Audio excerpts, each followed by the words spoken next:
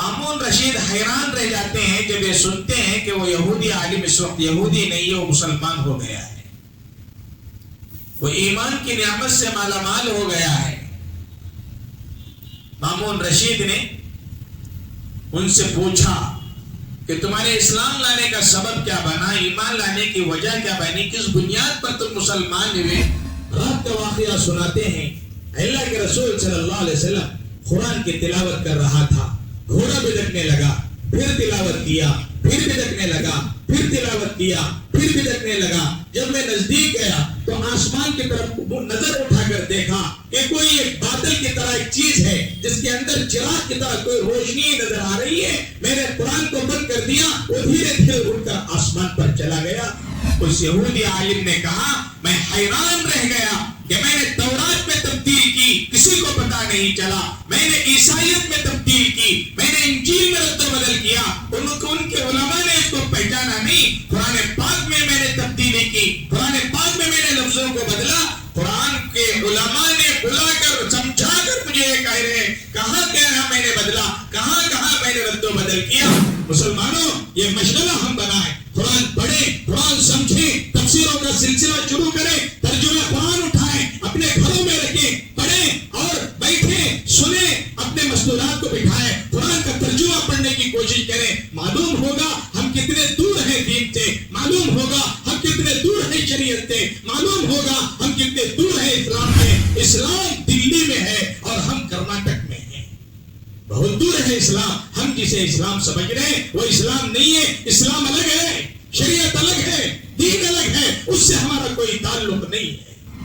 جو مسلمان قرآن اٹک اٹک کر پڑھتا ہے، سیکھنے کی کوشش کرتا ہے، عین ادا نہیں ہو رہا ہے، ہر ادا نہیں ہو رہا ہے، سورہ فاتحہ پڑھ رہا ہے، اٹک اٹک کر کے پڑھ رہا ہے، اللہ کے نبی نے فرمایا اللہ اسے 2 اجر دیں گے، یہ قرآن پڑھنے کا اور ایک اٹکنے کا۔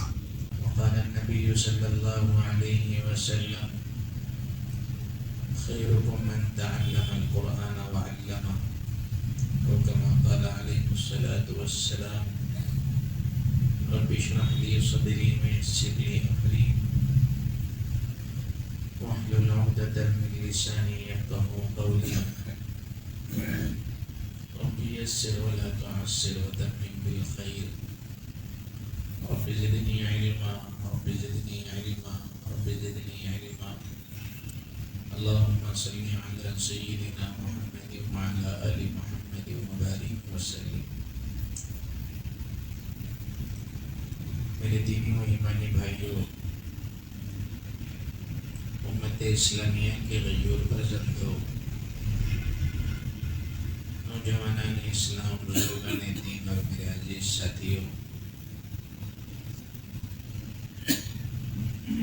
اللہ تعالیٰ نے اس دنیا میں تقریباً کم و بیش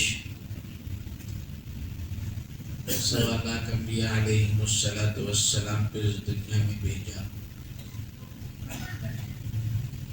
انسانوں کی ہدایت کے لیے، ان کو سیدھا راستہ دکھانے کے لیے، بندوں کو خالق سے جوڑنے کے لیے، جنت کا شوق دلانے کے لیے اور جہنم سے ڈرانے کے لیے، توحید پر زندگی گزارنے کے لیے اللہ تعالیٰ نے انبیاء علیہم السلام کے سلسلے کو شروع فرمایا، جو سلسلہ حضرت آدم علیہ السلام سے لے کر تاجدار مدینہ احمد مجتبیٰ محمد مصطفیٰ صلی اللہ علیہ وسلم تک ہے۔ ان میں سے بعض انبیاء علیہم السلام کو اللہ نے کتابیں اور صحیفے یہ بھی عطا فرمائے تاکہ ان صحیفوں کی اور ان کتابوں کی روشنی میں اپنی زندگی کو گزار سکیں، اپنی زندگیوں کو بطور نمونہ بنا سکیں اور اس پر عمل کر کے اپنی نجات کا ذریعہ بنائیں۔ اس میں مشہور جو آسمانی کتابیں ہیں وہ 4 کتابیں مشہور ہیں جو ہم سب جانتے ہیں.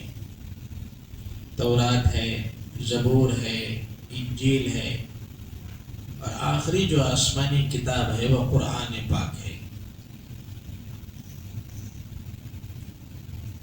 آج میرا عنوان قرآن پاک کی مناسبت سے اس کی اہمیت اور اس کے برکات، اس کے فوائد اور زندگیوں پر اس کے اثرات، اس تعلق سے کچھ باتیں آپ حضرات کے سامنے آ جائیں تاکہ بحیثیت مسلمان ہمارے دلوں میں قرآن کی عظمت بھی ہو، قرآن سے محبت بھی ہو اور قرآن پڑھنے کا شوق بھی پیدا ہو. اللہ تعالیٰ نے اس سے پہلے جو آسمانی کتابیں نازل فرمائی تھی، حضرت موسیٰ علیہ السلام پر تورات نازل فرمائی، حضرت داؤد علیہ السلام پر زبور نازل فرمائی، اور حضرت عیسیٰ علیہ السلام پر انجیل نازل فرمائی. کتابیں نازل تو فرمائی اللہ تعالیٰ نے، لیکن حفاظت کا وعدہ نہیں کیا تھا. یعنی یہ ہے کہ ان کا زمانہ ختم، وہ جب اس دنیا سے چلے جائیں گے دھیرے دھیرے ان کتابوں میں تحریف ہوگی، ان کتابوں میں رد و بدل کیا جائے گا، اپنی من پسند چیز اس میں بڑھا دی جائے گی، اور جو مشکل ہوگا جس پر عمل کرنا اس کو نکال دیا جائے گا، اور یہ تمام چیزیں ہو گئی. یحرفون الکلم عن مواضعہ، قرآن پاک میں بیان کیا گیا ہے کہ وہ انجیل میں، تورات میں رد و بدل کیا کرتے تھے.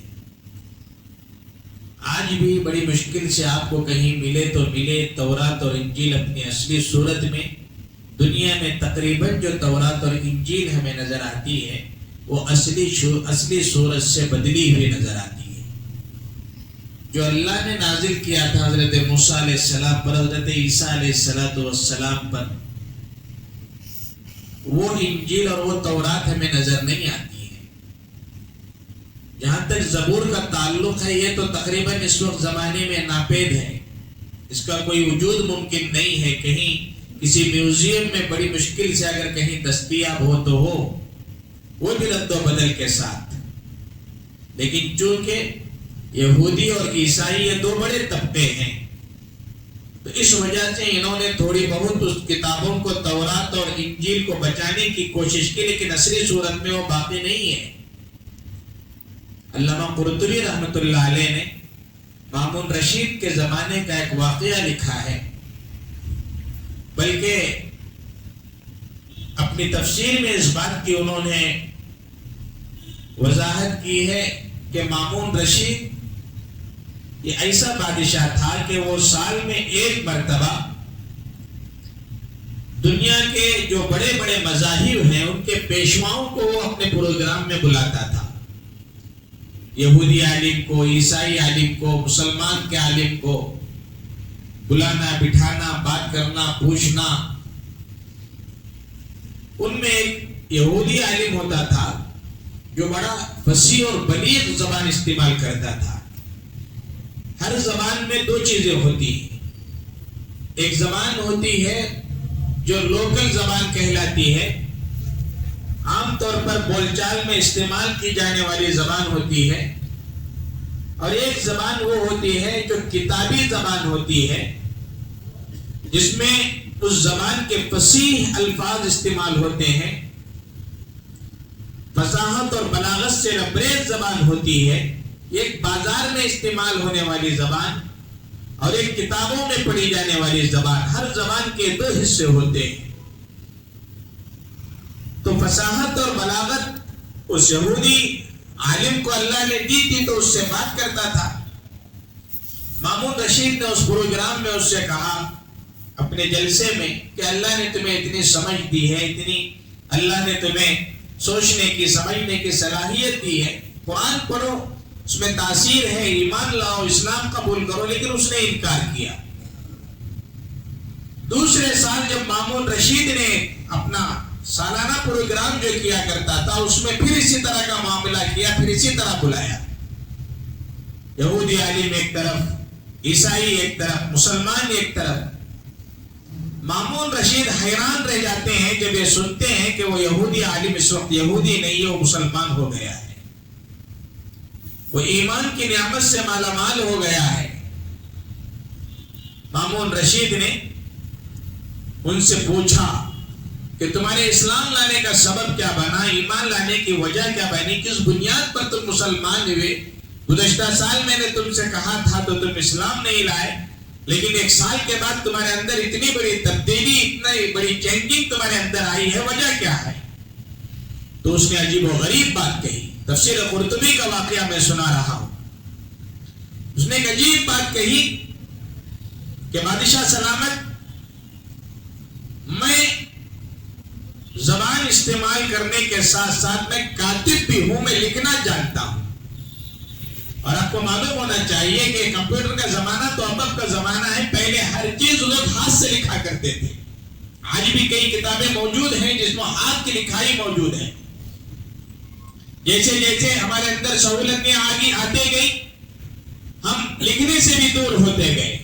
گھروں میں دیکھ لیجئے، لکڑیوں کے چولہا ختم ہو گیا، اوکھلی میں گھاٹنے میں مسالہ پیسنے کا دور ختم ہو گیا، مٹی کے برتنوں میں پکانے کا رواج ختم ہو گیا، کوکر آ گئے، گیس سلنڈر آ گیا، مکسی آ گئی. یہ زمانے میں علم کے میدان میں قلم کا فقدان ہو گیا، کمپیوٹر آ گیا. ورنہ انسان اپنے ہاتھ سے لکھتا تھا، کتابت کرتا تھا. قرآن پاک کو لکھنے والوں نے ہاتھ سے لکھا، آج بھی لکھا جاتا ہے کلام پاک ہاتھوں سے. بہرحال تو اس نے کہا میں کاتب بھی ہوں، لکھنا جانتا ہوں. میں نے زبور اپنے ہاتھوں سے لکھا، تورات اپنے ہاتھوں سے لکھا، انجیل اپنے ہاتھوں سے لکھا، قرآن اپنے ہاتھوں سے لکھا. اور مجھے اس کا بدلہ ملتا تھا، اجر ملتا تھا، ان کی طرف سے معاوضہ ملتا تھا، تنخواہ ملتی تھی، میں رکھ لیتا تھا. میں نے تورات کو لکھا اور تورات کے اصلی الفاظ کو میں نے ختم کر کے اپنی طرف سے الفاظ ملا کر اسے ڈیزائن بنا کر شاندار بنایا، منقش بنایا، خوبصورت بنایا اور لے جا کر کے ان کے علماء کے ہاتھ میں نے دیا. انہوں نے اس کو گھمایا، پلٹایا اور کہا کہ ٹھیک ہے، تمہاری تنخواہ ہے، تمہارا معاوضہ ہے، لے جاؤ. انجیل میں نے اسی طرح لکھا، کہیں کہیں ان کی باتیں اڑا دیا، اپنی طرف سے باتیں ایڈ کی. چونکہ میں جانتا ہوں، فصاحت جانتا ہوں، بلاغت جانتا ہوں، زبان جانتا ہوں، اپنی طرف سے جملے بنا دیے، اپنی طرف سے بہت ساری چیزوں کو میں نے ختم کیا، ڈال دیا. لیکن اسے اتنا خوبصورت بنایا کہ عیسائی علماء بھی اس کو قبول کرنے پر تیار ہو گئے، کسی نے مجھے کوئی ٹوکا نہیں. لیکن جب میں قرآن لکھا، آیتوں کو اڑایا، اپنی طرف سے عربی جملے بنائے، اس میں سیٹ کر دیا اور قرآن لے جا کر علماء کے حوالے کیا، قرآن پڑھنے والوں کے پاس دیا. انہوں نے کہا ہم پہلے قرآن پڑھیں گے، 1 ہفتے کے بعد آ جانا، 10 دن کے بعد آ جانا اور اپنا معاوضہ لے جانا. میں نے کہا دل ہی دل میں مجھے خیال آیا کہ شاید ہو سکتا ہے میں یہاں پکڑا جاؤں، کیونکہ انہوں نے فوراً معاوضہ نہیں دیا، فوراً تنخواہ نہیں دی، فوراً میرا وظیفہ نہیں دیا، مجھے چند دنوں کے لیے وقت دیا، ان دنوں کے بعد بلایا جائے گا. پھر مجھے بلایا گیا، میں گیا ان کے پاس اور انہوں نے بٹھا کر کے مجھے کہا کہ آپ نے یہاں تبدیل کیا ہے، آپ نے یہاں چینج کیا ہے، آپ نے یہاں بدلا ہے، یہ قرآن کا حصہ نہیں ہے، یہ قرآن کی آیت نہیں ہے، یہ قرآن کا جملہ نہیں ہے، تمہاری طرف سے ڈال دیا گیا، تمہاری طرف سے بٹھا دیا گیا. اس یہودی عالم نے کہا میں حیران رہ گیا کہ میں نے تورات میں تبدیل کی، کسی کو پتا نہیں چلا، میں نے عیسائیت میں تبدیل کی، میں نے انجیل میں رد و بدل کیا، ان کے علماء نے اس کو پہچانا نہیں. قرآن پاک میں نے تبدیلی کی، قرآن پاک میں نے لفظوں کو بدلا. قرآن کے علماء نے بلا کر سمجھا کر مجھے یہ کہہ رہے ہیں کہاں کہنا میں نے بدلا، کہاں میں نے رد و بدل کیا. مجھے یقین ہو گیا کہ اللہ نے تورات کی حفاظت کی ذمہ داری نہیں لی. اللہ نے انجیل کی حفاظت کی ذمہ داری نہیں لی. اللہ نے حفاظت کی ذمہ داری قرآن پاک کی لی ہے جو عرش سے آیا, جبرائیل علیہ السلام تک پہنچا. جبرائیل علیہ السلام نے اللہ کے رسول پاک صلی اللہ علیہ وسلم کے سینہ اطہر میں اس کو منتقل کیا. پھر صحابہ سے, پھر تابعین سے, پھر تابعین سے منتقل ہوتے ہوئے کلام پاک آج یہاں تک پہنچا, قیامت تک پہنچے گا. اس کے اندر کوئی تبدیلی ممکن نہیں. اتنی حفاظت جب اللہ کلام پاک کی کر رہا ہے تو دنیا میں اس سے برحق, اس سے سچا, اس سے بہترین کلام کوئی نہیں ہو سکتا.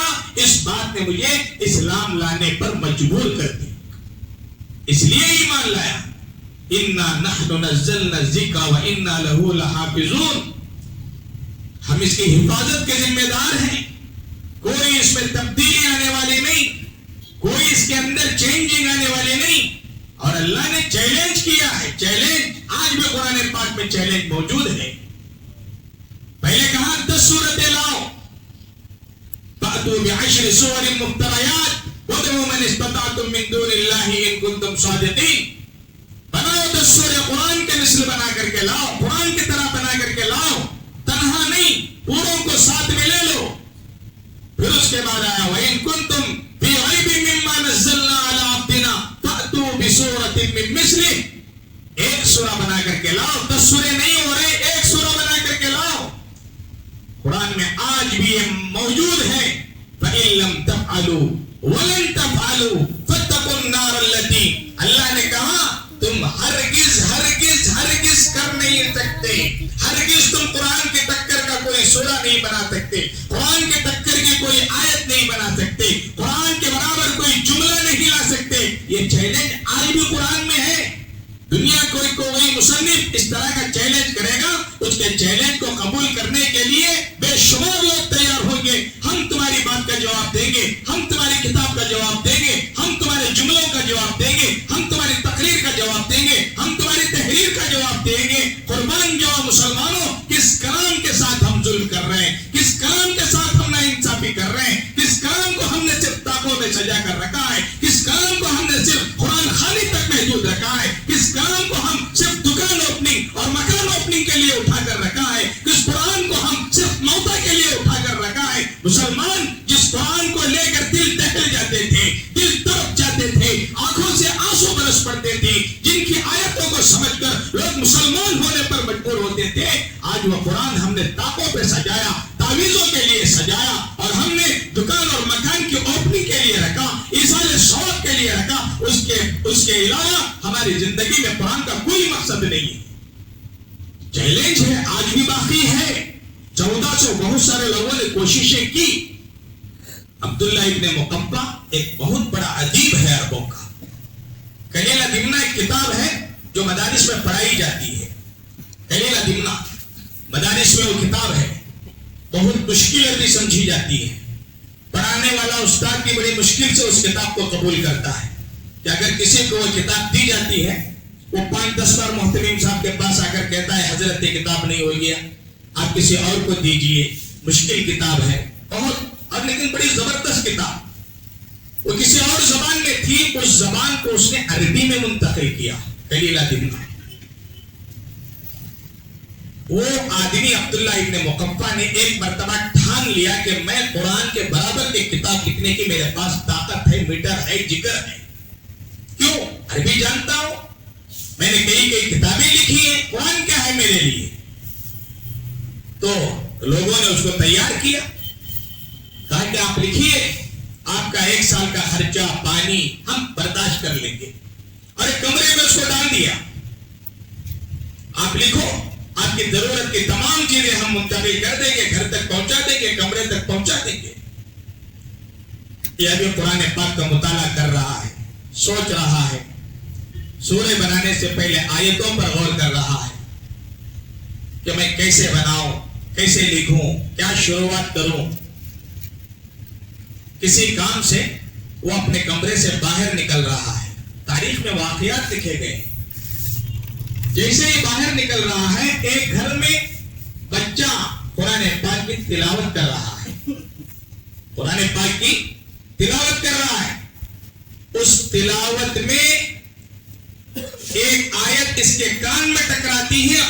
مقفع کے وقیل یا ارض ابلعی ماءک ویا سماء اقلعی وغیظ الماء وقضی الامر واستوت علی الجودی وقیل بعدا للقوم الظالمین. نوح علیہ السلام کے عذاب کو اللہ نے ایک آیت میں بیان کیا ہے، ایک آیت میں. یہ آیت اس کے کان میں پڑتے ہی فوراً جا کر لوگوں سے کہا کہ آپ کا قلم لے لو، آپ کی کاپیاں لے لو، ضرورت کی چیزیں لے لو، آج سے مطالبہ مت کرو. میں قرآن کی سورہ تو دور کی بات، آیت تو دور کی بات، ایک جملہ نہیں لکھ پاؤں گا، ایک جملہ نہیں ہو پائے گا. کون؟ مجھ جیسا ناڑی نہیں، مجھ جیسا نابلد نہیں، جو عربی کے 4 لفظ سیکھ کر کے جو ہے ٹنٹناتا گھوم رہا ہو. فصاحت اور بلاغت جس کے قدموں کے نیچے راج کرتی تھی. فصاحت بات کرتا تو موتی بولتے تھے جس کی زبان سے. اتنا بڑا فصیح و بلیغ انسان ہاتھ جوڑنے پر مجبور ہوتا ہے. کہتا ہے علم بلاغت کی جو تمام قسمیں ہیں اللہ نے اس آیت کے اندر ڈال دیے. اے زمین یا ارض ابلعی ماءک، پانی نگل لے، اور پانی پورا بھرایا اور ایک کشتی جا کر جوری پہاڑ پر کھڑی ہو گئی. اور اللہ کی طرف سے فرمان آیا کہ ظالموں کے لیے بربادی ہو. عذاب کا تذکرہ، انجام کا تذکرہ پورا کا پورا اللہ نے ایک آیت میں بیان کیا ہے. بڑی بات ہے. قرآن پاک سمجھنے کے لیے نازل کیا گیا، قرآن پاک پڑھنے کے لیے نازل کیا گیا. افلا یتدبرون القرآن، کیا قرآن پر غور نہیں کرتے، قرآن کو پڑھتے نہیں، سمجھتے نہیں، تدبر اور تفکر نہیں کیا کرتے.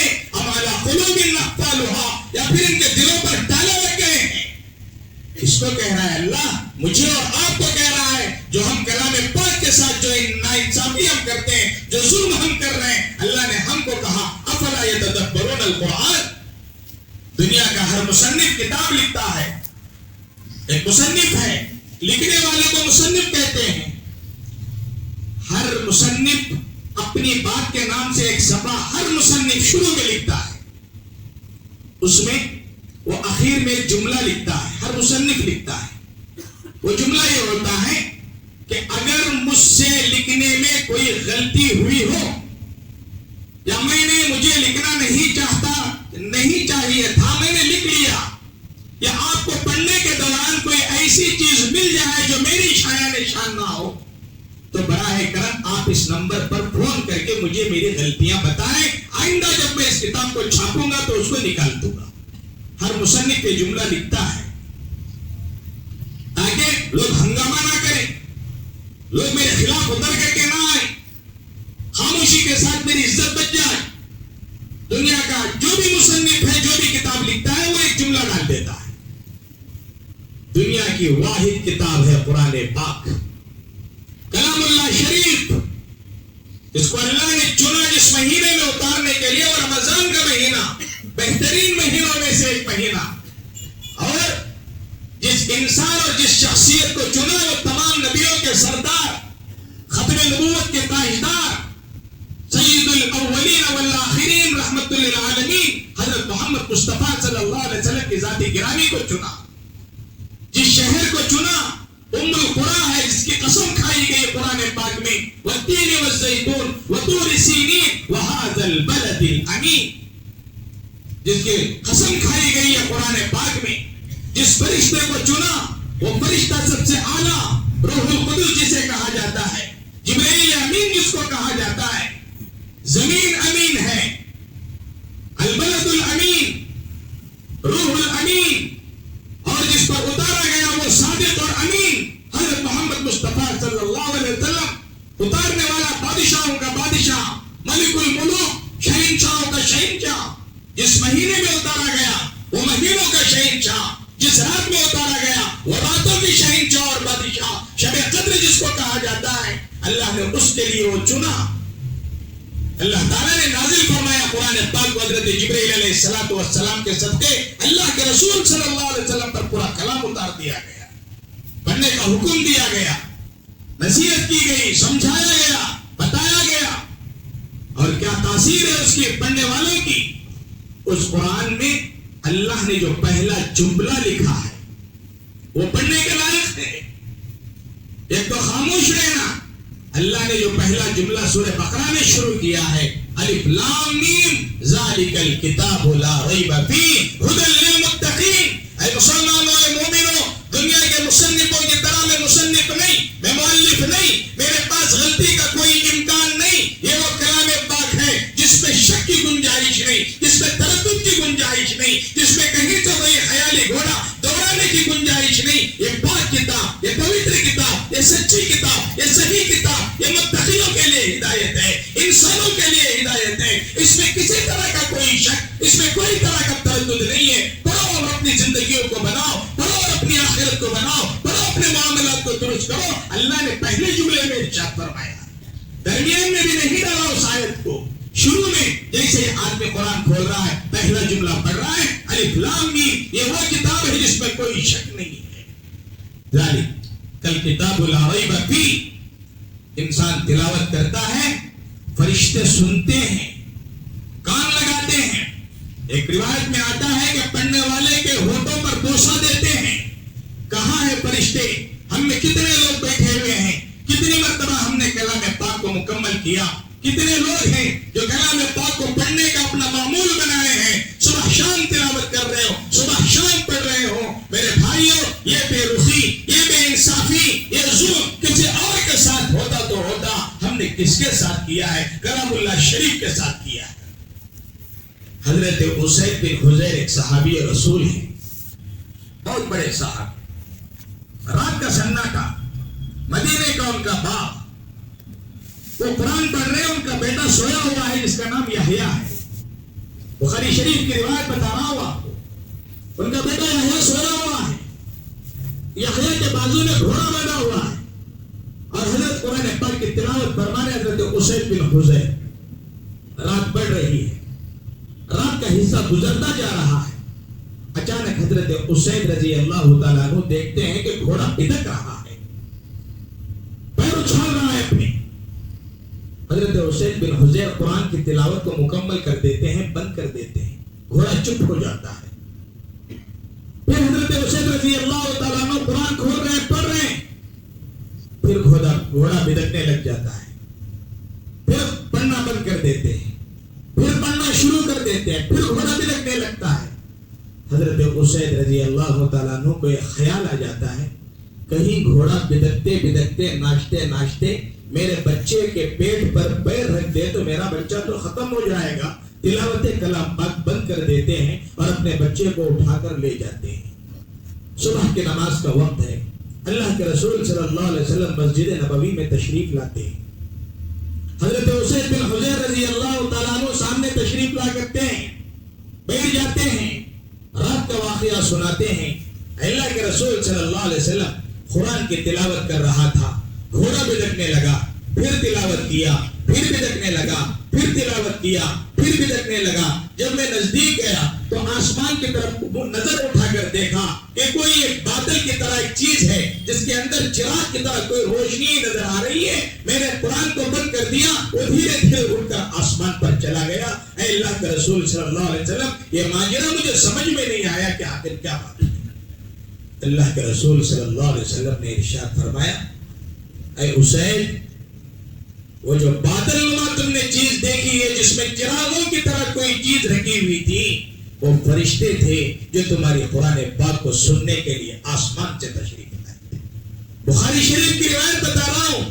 اے اسید، اگر صبح تک تم قرآن پاک کی تلاوت کرتے، اللہ کی قسم مدینے کے مسلمانوں فرشتوں کو دیکھ لیتے، مدینے کے مسلمان دیکھ لیتے، فرشتوں کو اپنی آنکھوں سے دیکھ لیتے. صبح میں اپنی آنکھوں سے فرشتوں کا دیدار ہوتا. میرے بھائیوں، کیا برکت ہے قرآن پاک کی، کیا اس کے اثرات ہیں. کیسے کیسوں کی زندگیوں کو اس قرآن پاک نے بدل دیا ہے. ہم پڑھے سمجھیں. حضرت عمر رضی اللہ تعالیٰ عنہ کے ایمان لانے میں اللہ کے نبی کی دعا کے بعد، اللہ کی توفیق کے بعد، نبی کی دعا کے بعد اگر کوئی چیز شامل حال ہے وہ قرآن پاک کی تلاوت ہے جو ان کی بہن پڑھ رہی تھی.